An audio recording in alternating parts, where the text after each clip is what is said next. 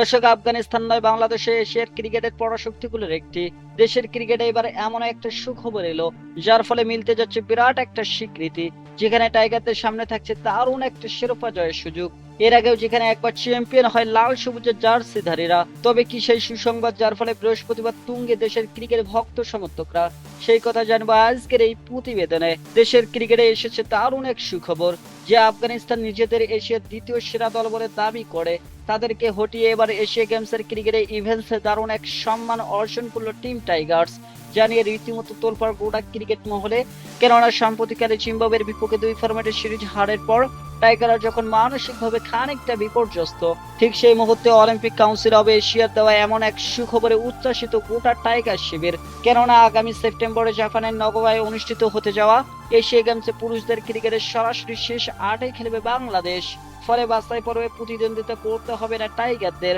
আয়োজক সংস্থার ঘোষিত সূচি অনুযায়ী বাংলাদেশে ভারত ও পাকিস্তান শ্রীলঙ্কা কোনো প্রাথমিক পর্ব না খেলেই নকআউটে অংশ নেবে। অন্যদিকে Afghanistan, Hong Kong, Japan, Malaysia, Nepal ও ওমান লড়বে বাছাই পর্বে। যেখানে বাছাই পর্বের লড়াইয়ে এ গ্রুপে আফগানিস্তানের প্রতিদ্বন্দ্বিতা স্বাগতিক জাপান ও নেপাল। অন্যদিকে বি গ্রুপে হংকং, চায়না লড়বে মালয়েশিয়া ও ওমানের বিপক্ষে। বৃহস্পতিবার পুরুষদের ক্রিকেটের দলবিন্যাস প্রকাশ করা হয়েছে, যেখানে 68তে অংশ নেবে সর্বমোট 10টি দল। দর্শক, উল্লেখযোগ্য যে 24শে সেপ্টেম্বর শুরু হওয়া প্রতিযোগিতাটি শেষ হবে 1 অক্টোবরে। দর্শক, আসরে আয়োজকদের তরফ থেকে জানানো হয়েছে যে বাছাই পর্বের 2 গ্রুপের সেরা 2 দল শেষ 8-এ উঠে সরাসরি সুযোগ পাওয়া 4 দলের সঙ্গে লড়বে, যেখানে পুরো প্রতিযোগিতা হবে টি-20 সংস্করণে। উল্লেখযোগ্য যে জাপানের নাগোয়ায় অনুষ্ঠিত হবে আসরের সবগুলো ম্যাচ, যেখানে একই ভেন্যুতে অনুষ্ঠিত হবে পুরো টুর্নামেন্ট। ফলে অংশ নেওয়া দলগুলোর জন্য ভ্রমণের ঝামেলা ছাড়াই নির্ধারিত সূচি অনুযায়ী ম্যাচ খেলার সুযোগ থাকবে ক্রিকেটারদের জন্য। দর্শক, এমনকি সর্বশেষ এশিয়া গেমসে পুরুষদের লড়াইয়ের শিরোপা জিতেছিল ভারত। আসরে ফাইনালে যেখানে আফগানিস্তানের ইনিংসের খেলা 18.2 ওভার শেষে বৃষ্টিতে আর এগোয়নি, ফলে ফাইনালে ওঠার পথে এগিয়ে থাকায় ভারতকে বিজয়ী ঘোষণা করা হয়। আর সে আসরে সেমিফাইনালে ভারতের বিপক্ষে 9 উইকেটে বিশাল ব্যবধানে পরাজয় বরণ করে সাইফ হাসানের নেতৃত্বাধীন বাংলাদেশ দল।